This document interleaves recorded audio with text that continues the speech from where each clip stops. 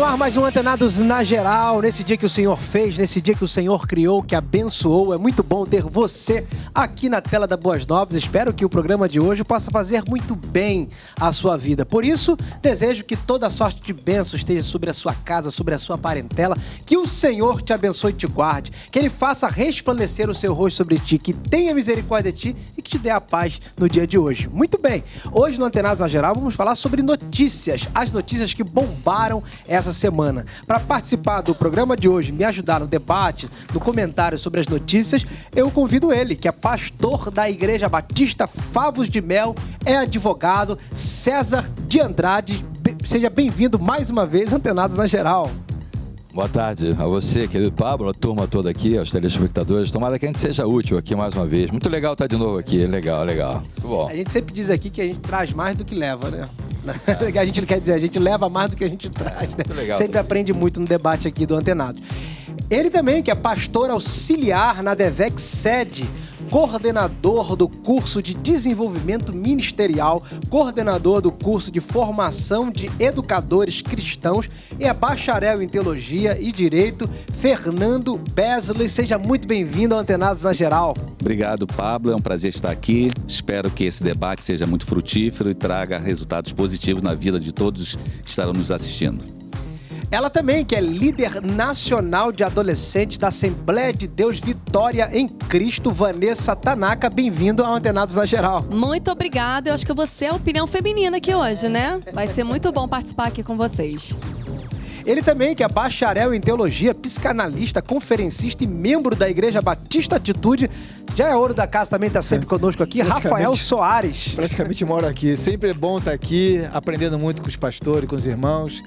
Espero ser útil para o reino de Deus e que a gente possa contribuir de alguma forma para todo aquele que está nos assistindo. Lembrando que você pode participar do programa, o telefone passa debaixo da sua telinha, hoje estamos em todo o Brasil. Anote o telefone, manda uma mensagem de texto, grava um vídeo no WhatsApp, envia temas, sugere temas para que possamos abordar aqui no Antenados na Geral. Vamos lá, pastores. A maioria dos evangélicos é favorável à discussão política nas igrejas, diz pesquisa. A polêmica que envolve a mistura de religião e política veio à tona mais uma vez através de uma pesquisa revelando que a maioria dos evangélicos aprovaram a discussão de temas políticos nas igrejas. Foi isso o que uma pesquisa realizada em 2010, em 10 de fevereiro, nos Estados Unidos, quis saber. O estudo, ao que parece, foi motivado após a decisão do presidente americano Donald Trump anunciar que pretende revogar a lei conhecida como Emenda Johnson. A informação publicada não divulga a metodologia da pesquisa, mas afirma que 47% dos evangélicos apoiam o envolvimento de grupos religiosos com a política, contra 34% desfavorável. Por outro lado, 54% dos católicos e 69% dos judeus desaprovam o envolvimento de política e religião. Muito bem. Pastores, o que vocês acham dessa relação da igreja com a política? É favorável? É positivo? É negativo? O que vocês têm a dizer em relação a essa aliança? A gente sabe que a política ela tem uma função fundamental para a sociedade. Eu creio que Deus usa a política para poder beneficiar tanto o seu povo como a sociedade no todo, né? Mas e a igreja? O papel da igreja, do pastor se envolvendo com a política? Qual é a sua posição em relação a isso? Traz benefícios para a igreja, para a sociedade? Ter um cristão lá na política colocando princípios evangélicos, princípios de Cristo, princípios da palavra de Deus, pastor? Me parece que esse tema é muito amplo. Ele é quase que inesgotável. Eu tenho minhas dúvidas quanto a isso. Primeiro que essa política é para o americano, né? Eu lido com isso há 45 anos no rádio, com essas pesquisas, mexo com isso todo dia. A política tem a sua base no direito constitucional. E é bonito. A técnica, a ciência política. Mas o que nós vemos hoje, a corrupção tomou conta de tal maneira que ela macula. E eu vou te falar uma coisa. Eu tenho bastante preocupação com o envolvimento da igreja nisso. Enquanto instituição, obviamente, é uma sociedade, tanto quanto possível ser orientada Me parece que é, no mínimo, razoável. Mas a igreja, ela se sobrepõe à questão social. A igreja, o problema todo é que você tem duas igrejas, a igreja evangélica e a igreja de Cristo. E por paradoxal que pareça, nem sempre a igreja de Cristo está dentro da igreja evangélica. Deveria estar. Mas eu estou há 45 anos nisso. E hoje afirmo que ela necessariamente não está. Deveria estar. Então, quando mistura tudo, hoje você não pode falar mais samba do crioulo doido, então samba do louro doido. Porque isso não é preconceito, samba do crioulo doido, samba do louro doido. Eu dou um samba do louro doido. Ficou um sarapatel. A igreja evangélica não precisa se misturar com a política. Se ela pregar o evangelho como ele é, ela já disse tudo o que ela tem que dizer, ela fez o papel dela. E sou terminantemente contra. Por exemplo, eu, pastor, uso o nome que eu adquiri no meio do evangelho para me candidatar a algum cargo político. Eu sou radical nisso, não aceito. O cantor evangélico, ele usa o ministério dele, a fama dele, para depois se promover politicamente. Entendo ser lícita a pretensão política, até porque eu assim como eu sou advogado, médico, engenheiro, pedreiro, taxista, o camarada desejar ser político. Agora, eu fico me perguntando, eu tenho colegas, pastores, muitos dos quais passam por aqui, pela Boa Nova, que tem 300 igrejas e está no Congresso Nacional. Eu queria descobrir qual é a capacidade que eles têm de desenvolver um ministério com 50, 60, 30, 40 igrejas e estar em Brasília. Alguma coisa não está batendo. Então, me parece que, enquanto instituição, a igreja deve ser orientada. Mas hoje há uma mistureba total que denigre a posição da igreja. E acreditar, por último, nessa pergunta que você faz, se tiver evangélico, não vai mudar nada. Há um plano de Deus, soberano, já está no final.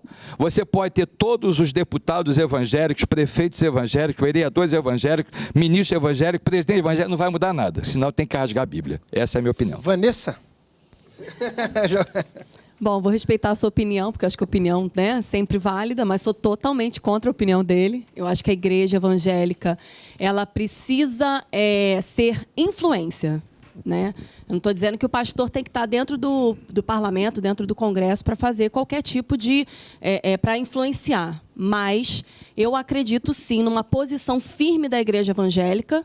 A gente sabe que Jesus está voltando, mas enquanto a gente estiver aqui nessa terra, a gente tem que lutar pelos nossos direitos e a gente tem que influenciar. Eu trabalho com adolescentes e estimulo os meus adolescentes a se politizarem, a entender sobre política, a influenciar nas suas escolas, a entender o que está acontecendo no Brasil hoje, porque senão a gente cria um monte de adolescentes que não... adolescentes e jovens para um futuro, né, para uma geração futura, que não sabem se posicionar. Então, acho que a gente tem que ter posicionamento. Eu sou de uma igreja onde eu aprendo isso, né, onde a gente precisa ter... lá a gente não tem uma influência direta em quem a gente votar, não, mas a gente é orientado sobre as questões políticas, que eu acho que isso é muito bom para o nosso crescimento espiritual, porque eu acho que tem tudo a ver com o espiritual também, e para o nosso crescimento como pessoa, né? Posso fazer uma réplica? A igreja tem que influenciar, sim. Enquanto igreja, só o fato dela ser igreja legítima, ela já está influenciando. E com todo respeito, a amiga aqui, eu conheço o pastor dela antes dela nascer. Sou amigo dele íntimo. Lá vocês são influenciados a votar sim. No Samuel Malafaia, no genro do Silas. Não, eu conheço. Meu bem, eu conheço aquilo lá.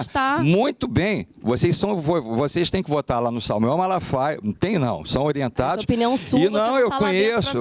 Antes de você nascer, eu conheci o seu pastor. Então, o que acontece? Você é influenciado a votar no Samuel Malafaia e votar no genro do Silas. Claro que sim. Todo mundo sabe disso. Rafael? Bom, vamos falar um pouquinho da questão histórica. Desde quando a igreja é igreja, tem influência política. As duas prisões de Paulo, por exemplo, a primeira teve influência religiosa, ele foi solto. Na segunda foi política, ele já sabia que ia morrer. E sempre foi assim. Na Reforma, Lutero teve um apoio político, tinha interesse político envolvido. Questão histórica, sempre a igreja participou das questões políticas da humanidade. Por que hoje seria o contrário? Eu acredito que a igreja pode ser, sim, a voz do povo cristão autêntico, para mudar essa sociedade. As portas do inferno não prevalecerão contra a igreja de Cristo. E porta, querido, não tem perna. A gente tem que ir lá e derrubar ela. Infelizmente, por maus exemplos que alguns, não todos, alguns ainda usam em nome de Deus para barganhar coisas a título pessoal, empresarial, seja o que for, essa imagem está um pouco depreciada. Sim, nenhum homem é perfeito, somos todos pecadores, dependemos da graça de Deus, mas eu creio que o poder de Deus é soberano e Ele há de, sim, de operar nisso. Nós, como igreja, devemos, sim, ser a voz do povo de Deus para influenciar essa sociedade. Por que não a política? A gente tem que estar, sim, à frente a ela, imputando nossos valores, que alguns movimentos podem ser modificados, a sociedade muda, a modernidade, mas os valores que nós defendemos são valores eternos e devemos inserir isso, sim, na política. Fernando? O debate está interessante, há posições divergentes, convergentes em alguns momentos, mas eu acho que em relação ao tempo, né, que nós estamos vivendo, está havendo um despertamento da comunidade evangélica em relação à questão política. Eu acho que durante muito tempo nós ficamos que nem um cego Bartimeu, né? Cego há muito tempo, né? Hoje parece que os olhos estão se abrindo para a realidade, que se nós não nos posicionarmos como cristãos e também como instituição, aquelas instituições que têm como padrão as coisas antibíblicas e os princípios e valores que nós não acreditamos, elas vão influenciar na política. E aí nós vamos ficar para trás e colher o fruto negativo disso tudo. Então, nós temos que influenciar. E cabe à liderança evangélica influenciar sim, até mesmo indicando quem ela pode sugerir como um candidato, por exemplo. É uma coisa sugestão, exato, e a outra coisa é você obrigar o membro da sua igreja a votar, o que não acontece na nossa igreja. Orientar o povo. Ninguém obriga, né? Porque ninguém está lá na urna vendo, então ninguém falou obrigar, mas influenciar. Porque tem uma coisa interessante, né? A questão política e fé, ela tem que ser tratada com um certo cuidado, né? Porque sempre a fé vai ser uma tentação para a política para a fé, né? Você vê o caso de Eliseu e lá Naamã, quando a questão da fé e do poder secular, eles se confrontaram. Eliseu traçou uma coisa bem firme ali. Olha, até aqui, né? A minha influência vai até aqui. Mas quando entrar isso aqui, eu estou fora. Então, o posicionamento de nós como cristãos tem que ser contundente, firme, trazendo verdadeiramente os nossos princípios, os nossos valores, mas não se misturar com aquilo que é de ruim na política. Isso tem que se deixar muito claro. Aristóteles, na sua Magnum Opus, A Política, até ele fala que todo homem é um ser político. Agora, que tipo de política que a gente deve se envolver na sociedade, a igreja? Qual você tipo quer ver? Vamos ao Enéas, famoso morto, meu nome é Enéas.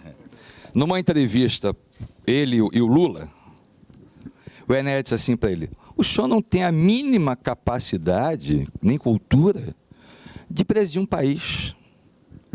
Ele respondeu para o doutor Enéas assim: não, eu não tenho cultura, mas eu tenho cultura política. E está todo mundo vendo hoje o que é a cultura política. Esse cambalacho, arma para lá, arma para cá. Isso não é a política essencial, não. A política essencial ela tem base no direito constitucional, é bonita, é sadia, é lícita, é necessária, é indispensável para organizar um país.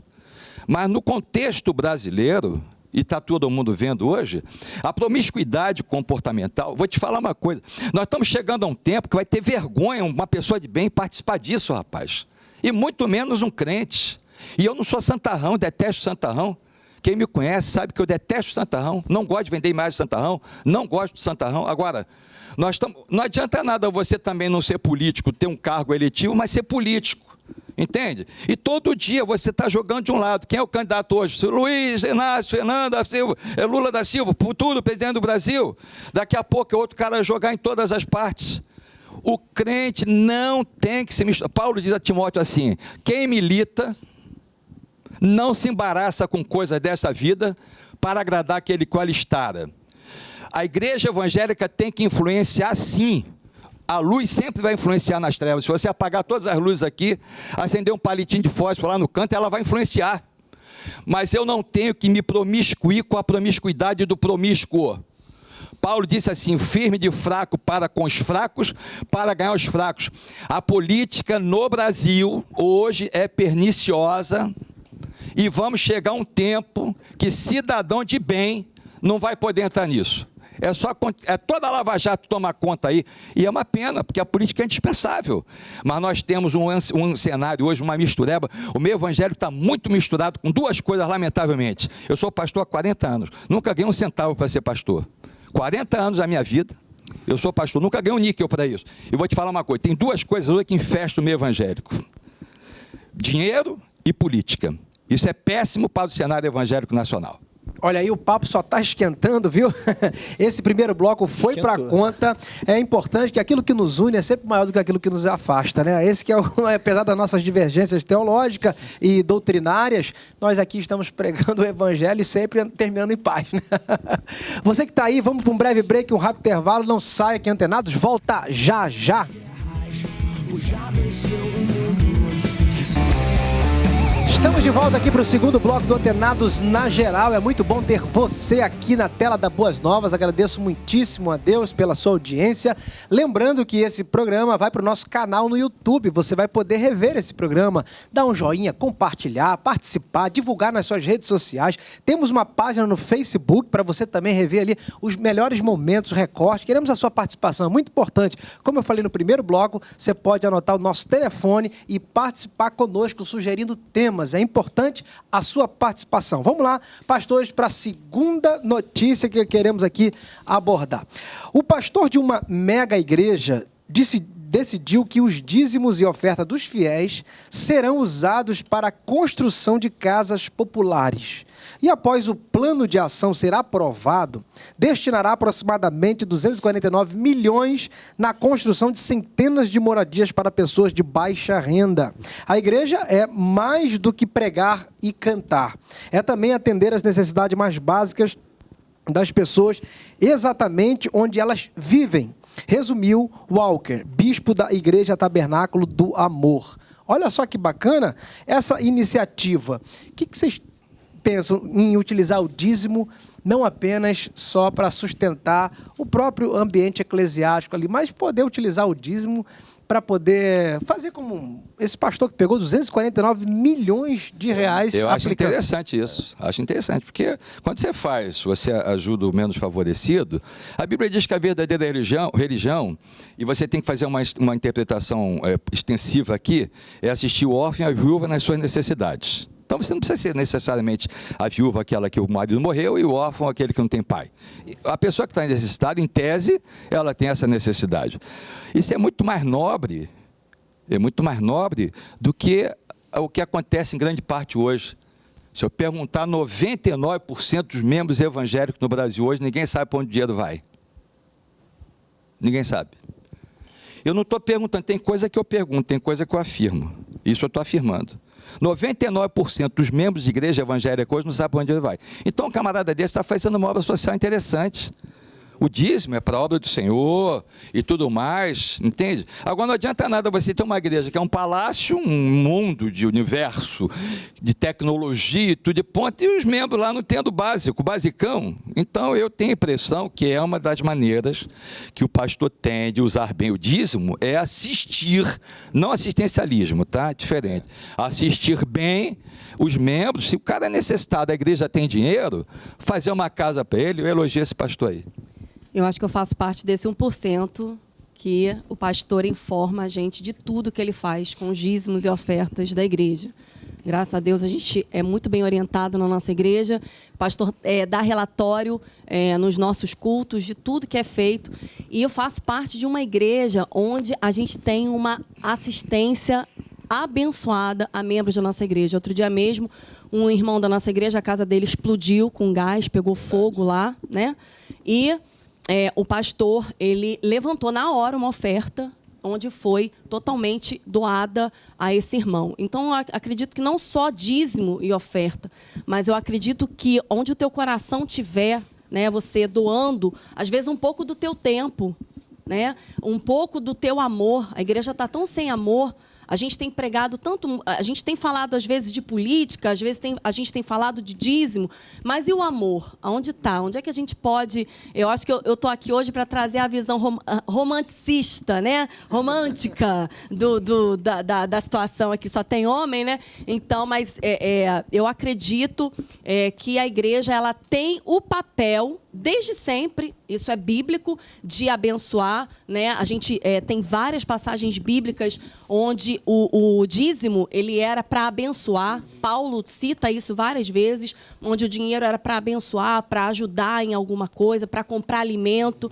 Então, isso está sendo, desde sempre, cumprido. Eu acho que a gente tem que continuar cumprindo então, não é isso. errado o pastor pegar o dízimo e... Eu acho maravilhoso. É lindo, né? Olha, É bonito. Toda a igreja Glorifica tem um cheiro Deus. da sua comunidade, do que está à sua volta. Ele sabe das suas ovelhas, ele sabe das demandas sociais de cada uma das suas comunidades. Na necessidade, na demanda da igreja dele, há necessidade de moradia, não só talvez da membresia, mas aqueles que estão em volta. A assistência, claro, vai primeiro para os seus. Né? Porque um justo Se possível, façamos bem a todos, né? Mas principalmente aos domésticos da fé. Porque começa em casa e dali isso aí se passa, né? Os que são abençoados vão abençoando. Então dali se estendeu a tudo ali. A demanda dele é essa, claro que eu acredito que tem uma organização para poder gerar esses recursos para os moradores. Acredito também que essa solução em algumas demandas regionais, alguns pontos inclusive do Brasil, não funcionariam. Não funcionaria porque estimulariam até o inverso. Seria um pouco prejudicial. Então, mas eu creio, eu admiro essa postura, admiro essa conduta. E não é só dessa igreja. Todas as igrejas têm o seu trabalho. Tem o seu trabalho que ajuda o próximo. Senão, não é uma igreja. É uma fraude. É qualquer coisa, mas não é uma igreja. Eu ouvi uma reportagem interessante. Um pastor estava falando o seguinte. Olha, para você saber se a igreja faz a diferença, o dia que ela sair dali daquele bairro, será que os moradores vão sentir falta dela? Eu acho que uma igreja que faz a diferença, ela tem que ter essa característica. E a gente tem feito isso, Deus colocou no coração do nosso pastor, um projeto agora com Projeto jovens Josué, adolescentes, né? Projeto Josué. A gente tem feito, eu sou líder dos adolescentes lá, e a gente tem saído para as ruas, já é o 3º sábado que a gente sai para as ruas para lavar uma louça de uma casa, para lavar um banheiro. Então, eu acredito que esse é um tipo de serviço de amor, que você pode ali, no final a gente faz uma oração, a gente ora por aquele lar, deixa aquele lar limpo, né? E abençoado. Então, tem sido bênção ali para os adolescentes e jovens da nossa igreja. Quando nós olhamos para a história da igreja, nós olhamos que o primeiro grande problema que aconteceu na igreja foi em decorrência de uma demanda social. A questão que, inclusive, desencadeou a instituição daquilo que é uma coisa linda hoje, que é os diáconos. O problema social que estava acontecendo no meio da igreja poderia também desencadear um problema espiritual. E, graças a Deus, os apóstolos tiveram a sensibilidade de buscar uma solução para aquilo. Uma solução material. Uma instituição de pessoas que iriam cuidar daquele problema social. Então, a igreja tem responsabilidade social, sim.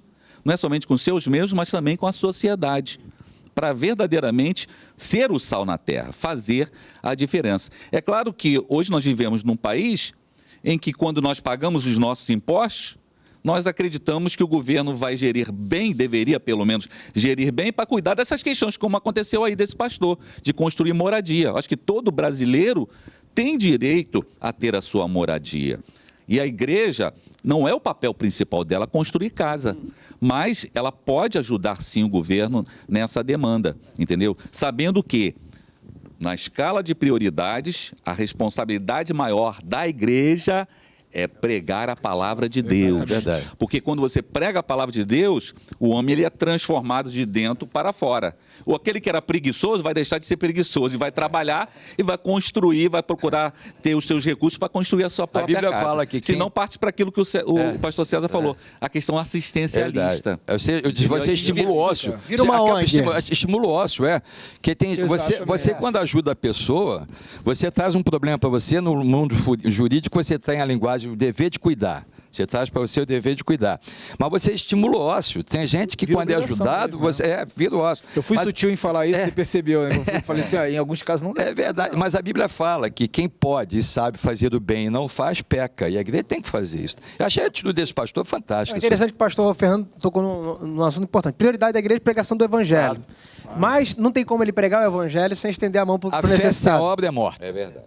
É isso. A obra... Ia falar? Não, eu estava considerando isso aí. Eu fui sutil nessa colocação. Falei, alguns pontos aqui do Brasil não funcionariam. Porque até o governo deu assistência e você vê o resultado que houve, né? Essa demanda de vocês... Como é que é aquele negócio? A Bolsa Família. Bolsa Família, o cara não trabalha porque... Então bota mais um filho no mundo porque tem a... Há demandas para essa... que também não se use politicamente, né? Essa questão, né? Então, assistencialismo também, como foi bem citado, é uma questão política.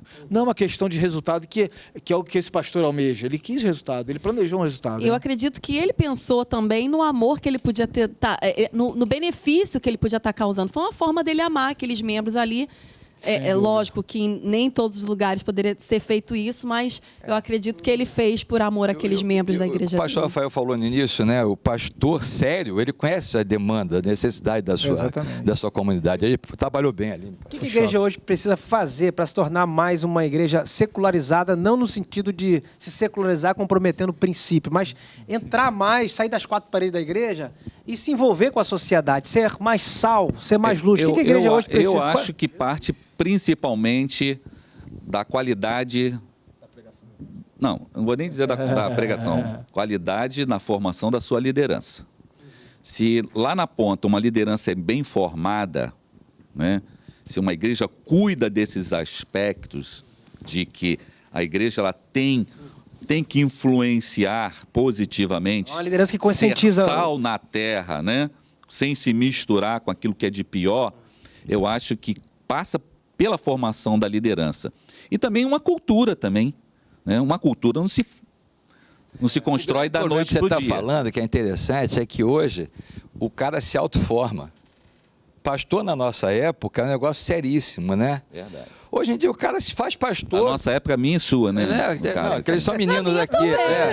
Aí você vê, hoje o cara se faz pastor sem nenhuma credencial. O nosso pastor dizia, o antigo pastor José Santos dizia. Coloca a mão na cabeça e se pastor consagra. Santos dizia aos pastores formados, aos chamados pastores, e os pastores chamados. Pastor Santos, pastor Marcelino e Margarida, tá difícil ter uma classe dessa ultimamente. Isso é relíquia, Deus recolheu.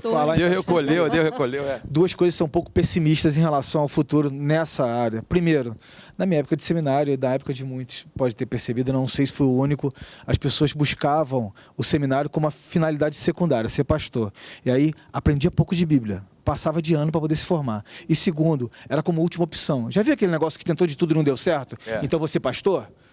E segundo, com esse estereótipo que a gente até já debateu aqui sobre estrelato do pastoreio. Pastoreio não é isso, né? Você vê quando o apóstolo Paulo foi levantado pelo profeta, ele foi levantado e falou assim, importa que ele... Cresça. Não, importa que ele sofra, padeça em meu nome.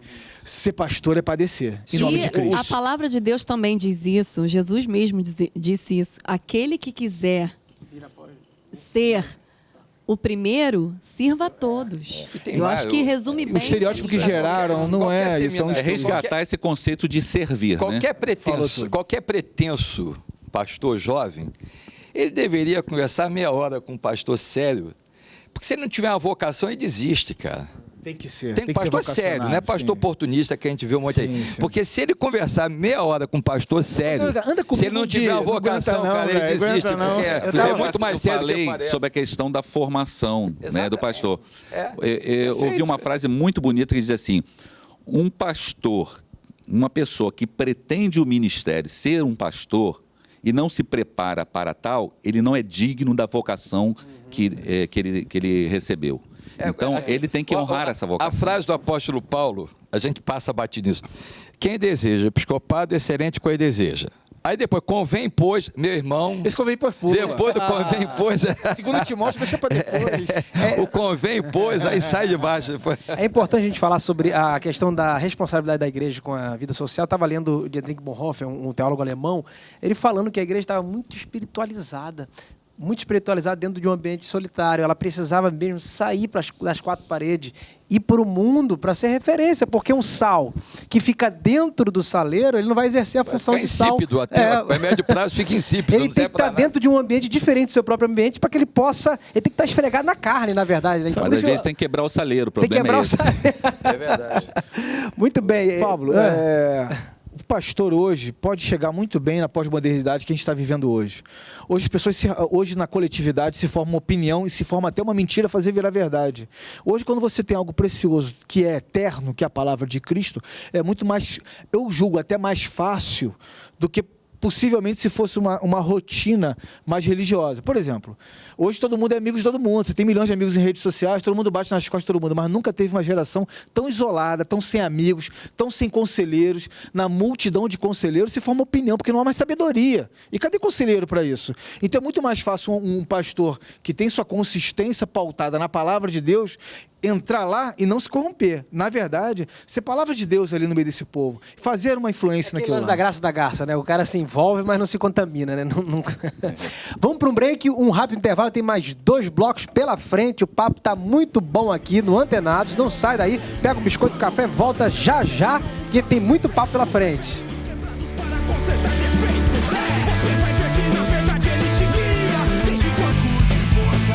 Antenados a Geral está de volta aqui com um som muito animado, aí um surf music, né, Rafael? Lex Skate Rock. Agora quando eu for pra praia surfar, vou botar isso aí. Lex Skate Rock. Como é que é? Lex Skate Rock é um rapaz de Brasília, ele é uma bênção, já foi na nossa igreja, muito bom. Mesmo, bem bacana, eu gostei da música. Vamos lá, mais uma notícia aqui, olha só. Billy Graham sugere a cristãos que troquem livros de autoajuda por ajuda do alto. Ele pontuou que livros de autoajuda podem até ser úteis, com suas receitas prontas, mas que a leitura da palavra influencia o cristão em um relacionamento íntimo com Deus, em que ele pode manifestar sua glória a cada obstáculo que surgir. Foi Deus quem nos deu a Bíblia e Ele nunca poderia nos enganar. Como declarou um escritor de Salmos, todas as tuas palavras são verdadeiras. E aí, Vanessa? E aí? É Billy Graham, falar o quê? Falou não é nem do Billy Graham, falou da palavra de Deus, a gente não pode discutir, né? Eu sou escritora, eu tenho um livro de autoajuda. E é um devocional para adolescentes, né? A gente tem um trabalho com adolescentes e nada substitui a palavra de Deus. A gente for falar de Bíblia aqui, aí, meu amigo. Que a autoajuda, ela... Qual o benefício da autoajuda? Bom, deixa eu falar primeiro de Billy Graham, é o maior evangelista desse século, né? Quem sou eu? Mas eu vou te falar uma coisa. Para quem lê Bíblia, sabe que a Bíblia é o pior livro de autoajuda que existe. Ela não levanta o homem para nada. Ela diminui o homem a nada do que ele de verdade é, para ele se levantar em Cristo. Então, as pessoas aplicam ainda livro de autoajuda pautado na Bíblia, que eu entendo sim, porque é uma palavra de esperança, mas não tem analogia. Um livro de autoajuda parece ser averso a um livro bíblico. Porque se a gente ler as cartas de Romanos, por exemplo, toda a Bíblia vai falar do quanto nós somos miseráveis, quando nós somos pecadores, desprezíveis, que não são, etc, etc. Mas Deus nos ama. Sem merecer, Ele nos deu a graça e a misericórdia. Merecemos o quê? Julgamento e justa condenação. Ele nos dá a graça e a misericórdia. Realmente é o melhor livro que faz nos estimular a olhar para o céu e buscar as coisas que são eternas. Fernando? Dizem que mais de 65% dos livros que são colocados à disposição do público hoje são de autoajuda, né? Então, essa colocação do Billy Graham, não sei se foi ele o autor, não, né? Mas se foi, ótimo, tá? Que nós precisamos mais de ajuda do alto do que a autoajuda. Eu acredito nisso, né? E é claro, se o cristão começar a entrar numa roda viva de só ler livro de autoajuda, ler livro de autoajuda e não ler a Bíblia, ele vai ficar sem ajuda do alto. Falou tudo, tem que ver quem escreveu o livro. Quem é que está dando a sugestão, né, para ver, né? Eu me lembro quando eu fui fazer um curso de voz no Instituto Oscar Clarke, ali no Maracanã. É uma psicóloga, tinha que passar pela triagem da psicóloga. Eu recém-pastor já, e ela nem olhou para mim. Eu entrei na sala, ela estava sentada, ela permaneceu, nem olhou para mim. E aí perguntou assim, como é que você me vê? Aí eu disse para ela assim, eu lhe vejo uma pessoa absolutamente conflitada, cheia de problema, sem a menor capacidade de resolver os seus problemas, tentando resolver os meus. O terceiro andar, sala 303, me despachou imediatamente, porque eu fiz de propósito, que ela nem me olhou. Então, o livro de autoajuda... Não deu nem um livro de autoajuda para ela? O livro de autoajuda, por exemplo, a irmã aqui, eu tenho certeza que ela traz o conteúdo dela, toda a experiência que ela tem com Deus também. Então é um livro importante. Por exemplo, eu entendo que se eu for no psicólogo hoje, eu não sou contra a psicologia, não. Eu acho que eu devo procurar um psicólogo crente. Você quer ver? Eu advoguei na área criminal. Os melhores advogados criminais são os pastores evangélicos também. Porque ele entende o lado da pessoa. Então, por exemplo, se eu chego num psicólogo não crente assim, eu venho aqui que eu estou com a minha mente de Cristo doente. O cara não vai entender nada. Então, você pega uma irmã, como a irmã aqui, uma Vanessa, um psicólogo crente, ele traz todo o enriquecer da palavra de Deus na sua terapia, que é do crer, né? Ele adiciona o seu conhecimento científico. Isso algo a mais faz falta. É claro que faz falta. Né? Então, a autoajuda é importante. Agora, tem que saber quem é que está propondo. Autoajuda é importante, mas não é suficiente. Essa é uma preocupação grande, porque o profeta Jeremias, falando acerca do povo de Israel, que tinha se desviado totalmente de Deus, ele falou que o povo tinha feito uma maldade, 2 maldades. E uma delas é que ele tinha deixado ao Senhor, que era o manancial de águas vivas, e buscado cisternas rotas que não podiam conter águas. O problema é a pessoa achar que o livro de autoajuda vai levar ele para Deus, né? E colocar o livro de autoajuda no lugar da Bíblia. E isso é perigoso. O autoajuda ele tem os seus limites, né? Não restaura a relação do homem com Deus. Eu fiz psicanálise, eu estava percebendo que a psicanálise ela não é uma ciência exata, ela ajuda em alguns aspectos, assim como a psicologia, o autoajuda, mas a gente tem que sempre centralizar a vida do homem de Deus, da mulher de Deus nas escrituras como a solução. Claro para os psicanalistas que o pai da psicanálise não é o Freud, não é Deus. Ele pode ser o padrasto, de repente, com todo respeito ao padrasto, tem padrasto legal, mas o pai da psicanálise é Deus, pô, deixa claro isso aí. Quando a gente para ver o que é a palavra de Deus, né? Eu sou de uma igreja onde o tema central da nossa igreja é nós somos a igreja da palavra, né? A gente valoriza a palavra, a leitura da Bíblia. E quando a gente para pensar o que a palavra de Deus pode fazer pela vida do ser humano, o meu próprio marido, ele, quando aceitou a Jesus, ele viu o que estava escrito ali, o efeito do que aquilo que ele estava lendo, estava fazendo na vida dele. Ele queria que todo mundo conhecesse aquilo. Quando nós estamos cheios da palavra, a gente quer compartilhar a palavra. A gente não pode se calar. E com todo estado depressivo que o rei Salomão chegou no final, aquilo ali é uma autoajuda colossal. Se você ler Provérbios, aquilo ali não tem como você entrar numa aula. Inclusive, tive um debate com o Silas uma vez. Ele falou: César, eu estou com um problema sério que eu estou estudando lá na psicologia. Quando o professor fala alguma coisa assim, não, o Provérbio já diz isso antes. Quer dizer, se você for pegar Provérbio de Salomão com toda a melancolia que ele chega ao final da vida, cara, aquilo ali é um livro de autoajuda colossal. O problema é que nós evangélicos não estamos lendo a Bíblia. Porque a gente não crê que a Bíblia pode transformar a nossa vida. Você está falando de problema, na verdade, de Eclesiastes, né? Eclesiastes também. Okay. Sim, fundamentalmente. Porque Eclesiastes, ele já está no... São frases... Eu costumo dizer que se você quer ter um relacionamento com Deus, leia o livro de Salmos. Se você quer ter um bom relacionamento com outro ser humano, leia Provérbios. Agora, se você quer um choque de realidade, leia Eclesiastes. São frases que passam despercebidas muitas das vezes, como se fossem frases muito simples, mas de uma intensidade, uma profundidade incrível, Eclesiastes, Provérbios.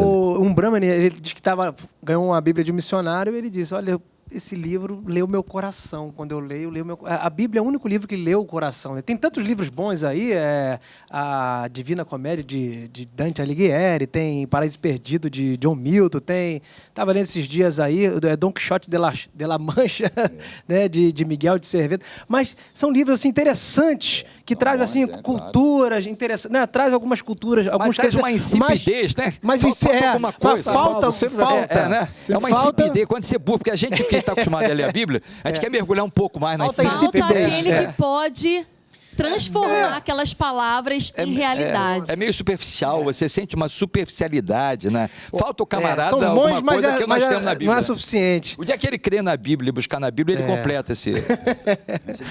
Muito bem, chegamos aqui ao término desse terceiro bloco, colocando a Bíblia como centro da nossa vida. Esse programa, eu sempre digo, é o Antenados na Geral, Antenados na Verdade, Antenados em Deus, Antenados em Cristo. É o programa que exalta a palavra de Deus. Vamos para um break, um rápido intervalo, e Antenados volta já já. Sempre reinará. Sobre as nuvens, o trono você tá. Glória, tudo vê, tudo sabe, nunca mente. O que dá vida, vive eternamente. Glória, não, pra onde eu vou. peraí. Antenados Exagerados está de volta aqui pro quarto e último bloco do... Eu tô rindo aqui porque no intervalo aqui o papo também rola, viu? É muito bom aqui os nossos... Como é que é, Rafael? O melhor que tem são os offs. São os offs. Dá pra botar no ar o que tá em off? Vamos lá então, pastores, para mais uma notícia aqui. Essa aqui é muito interessante. Vou até começar pela Vanessa. Completando 105 anos... Florence, a idosa afrodescendente mais velha de Washington, nos Estados Unidos, disse que para ter uma vida longa é preciso comer bem, descansar e ler a Bíblia. Nascida em 1912, tendo visto em mais de um século o desenrolar de acontecimentos marcantes na história humana moderna, dizer que estudar a Bíblia é a receita para uma vida longa certamente é um conselho inestimável. E aí, será que ler a Bíblia dá uma vida longa, deixa a pessoa mais bonita? Como é que... Com certeza absoluta. Ler a Bíblia, comer bem, né? Que ela falou... E falou mais alguma coisa. Foi. E comer bem, lógico. Descansar e ler a Bíblia. Descansar e ler a Bíblia. É a receita perfeita. Uma vida saudável. É o que a gente estava conversando no outro bloco. Ler a Bíblia. A Bíblia tem que ser o manual de fé da vida do cristão. E através da palavra de Deus, ela vai trazer benefícios para a nossa vida espiritual, emocional, física. Em todas as áreas ela tem... eu costumo dizer para os meus adolescentes lá na igreja, você quer encontrar resposta para se pode fazer sexo antes do casamento? Vai na Bíblia. Você quer resposta se você pode namorar com um não cristão? Vai na Bíblia. Você quer resposta? Para qualquer assunto, a Bíblia tem resposta. O provérbio fala que o coração alegre formoseia o rosto, né? Então... Salomão diz isso. Isso aí, é claro que depende da genética de cada Só qual. tem rosto formoso aqui no debate, né? No bate-papo, né? Só tem a genética depende de cada caso, né? Mas nós temos que entender, o salmista Moisés, no Salmo 90, ele diz assim, a duração da nossa vida é de 70 anos. Se alguns, pela sua robustez, chegam a 80, o que melhor lhes advém é câncer e enfado. Mas nós temos que fazer uma ressalva aí. Porque conforme a nossa irmã falou, e essa personagem também, o apóstolo Paulo prova que o filho obediente vive muito. Efésios capítulo 6. Obedecer a vossos pais para que te faz bem na terra e viva muitos anos sobre ela. Então, às vezes, o crente está lá assim, puxa, eu vou fazer 80 anos, que melhor me advenha câncer e enfado. Não, para o crente não. Isso é uma regra genérica. Agora, a longevidade para o crente é uma bênção. É uma bênção, não é um ônus. Porque se ele for um bom filho, como Paulo diz aos Efésios, no capítulo 6, ele se vai bem na terra e tem a sua longevidade garantida. Então, por isso que ela falou isso. Claro que, obviamente, depende da genética de cada qual. Não é porque ela fez isso que eu vou fazer também, vou viver 106. Cento quanto? 105. Até porque eu não gostaria de viver. Eu estou com 64 anos, eu gostaria de viver no máximo 65. Ah, eu quero viver. Não, mas eu gostaria... No máximo 65? É, eu estou com Um ano, 64. daqui a um ano. Não, mas eu dormir quero que 200 65 pra leve mais 150 para chegar. Entendi. Então dá para perceber que a Bíblia Sagrada ela não é um livro apenas que escreve teu nome no livro da vida, te salva, te reconcilia com Deus, mas traz benefícios para o ser humano na sua vida terrena, né? Abençoa 100 vezes mais a vida secular. Eu, principalmente, antes da minha conversão e depois conversão, minha vida social, minha vida familiar, minha vida diante dos amigos, até da minha própria família, melhorou muito. Eu sempre digo, não seria falta de fé abandonar o evangelho, seria também uma ingratidão muito grande. Porque seria um desprezo pela inteligência, talvez. Um desprezo pela inteligência. Tanta coisa que ele tem feito, eu falei para um povo pregando, falei, olha, ele hoje eu virei, sei ser homem de verdade, aprendi a debater ideias, tenho posições, hoje eu tenho uma esposa que me ama, uma família. Então o evangelho, ele não apenas me salvou, que não é apenas, na verdade é a maior bênção, que é a salvação, mas além da salvação, traz benefícios para a nossa vida no cotidiano, né, pastor? Com certeza, esses 3 pontos aí que ela colocou, que são importantes para ter uma vida longa, estão na Bíblia. Comer bem, descansar. Comer bem. Claro que hoje em dia você tem que cuidar muito bem da sua saúde e escolher bem a sua alimentação. Principalmente aí com essa onda de fast food. Até se lançou, se não me engano, ontem, eu vi até uma entrevista no Roberto Dávila ontem, do cara que criou o chamado slow food, né? Que é totalmente ao contrário do fast food, né? slow, né? Investindo na qualidade daquilo que você come, né? Principalmente a questão dos alimentos orgânicos. Hoje nós sabemos que chega na nossa mesa é muito infestado de agrotóxicos, fertilizantes. Isso vai desencadear processos Papelão na de carne, doença. papelão. Papelão, né? Ficou sabendo que fez etc. churrasco de A papelão, questão de dormir bem, quando você dorme bem, você se refaz psicologicamente, você se refaz fisicamente. Muitos dos hormônios importantes para uma vida saudável são produzidos no sono. Entendeu? E ler a Bíblia, eu tenho um testemunho da minha própria família. A minha avó morreu com 101 anos. E ela realmente sempre afirmou que a Bíblia foi super importante para levar ela até onde ela chegou. O salmista diz isso no Salmo 19, a lei do Senhor é perfeita e refrigera a alma. A palavra de Deus é uma palavra que produz vida. E vida eterna. Mas enquanto nessa terra podemos colher os frutos dela. Até um ateu pode pegar a Bíblia e ler como manual de conduta, nem como manual de fé. Verá que é viver com sabedoria. Se lá no final da nossa carreira, combater o bom combate, guardar a fé, chegar lá e ver que possivelmente seria uma ilusão para um ateu, por exemplo, ele vira assim, pelo menos eu vivi bem. Uma só mulher, equilibrado, com a sua dieta, com o seu descanso, amando ao próximo, sendo uma pessoa íntegra perante a sociedade. A Bíblia ensina isso. Honrar pai e mãe. A Bíblia ensina isso. Excelência de moral e ética. Bem. Exatamente. Aliás, no Brasil, o camarada faz uma faculdadezinha de qualquer maneira e já se considera culto. Ele é culto. E é incompreensível. Experiência de vida. É incompreensível que alguém se declare culto sem nunca ter lido o maior best-seller da história, que é a Bíblia. Não pode. O camarada, para se considerar culto, ele tem que ter lido a Bíblia. E o pior não é isso. O camarada que não lê a Bíblia, tudo que eu disser da Bíblia, ele não tem como discordar. Ele não sabe se eu estou falando a verdade ou não. É que você vê também, eu vejo nessas redes sociais por aí, por exemplo, teólogo, que eu costumo brincar, falar que é teólogo de botequim. O camarada nunca nem leu a Bíblia toda. Ele tem aquelas faculdades de Facebook da vida de busca e quer debater teologia, quer palavra de vida. Meu irmão, ele nunca leu aquilo.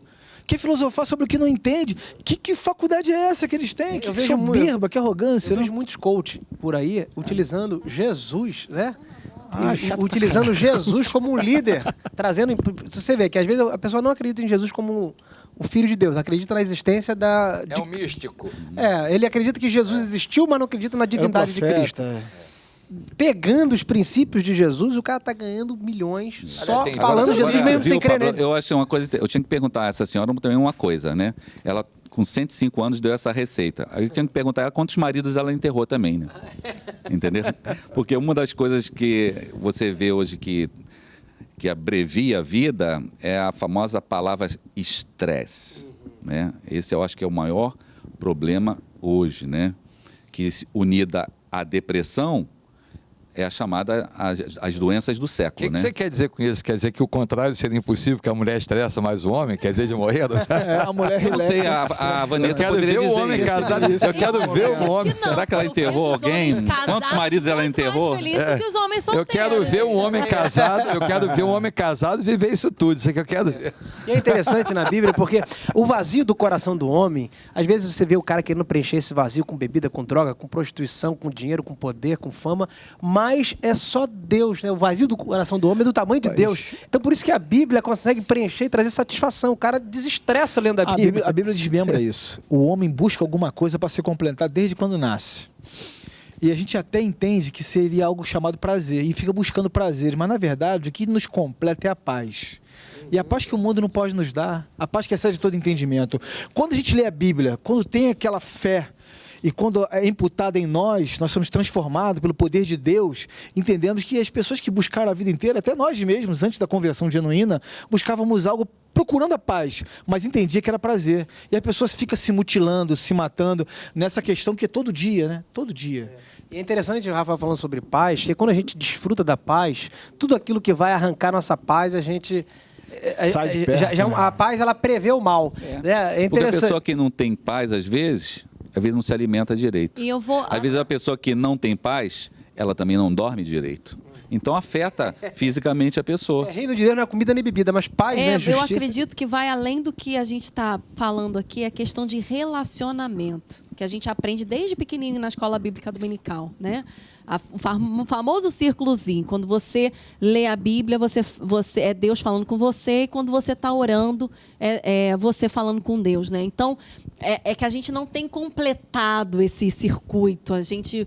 A nossa vida de estresse, corrida, o nosso dia a dia, de mãe, de levar filho para a escola, de trazer filho de não sei da onde, igreja, no caso dos pastores, a gente muitas vezes tem colocado muitas outras coisas na frente da leitura da palavra de Deus, sabendo que o benefício disso vai suprir todas as nossas outras necessidades. É interessante falando de paz, que a pessoa pensa, paz é o quê? Só um Buda? Só o Buda tem paz? Só aqueles caras que ficam lá meditando tem paz? Não, mas é a paz em meia luta, né? É uma paz que você recebe em meio a circunstâncias contrárias.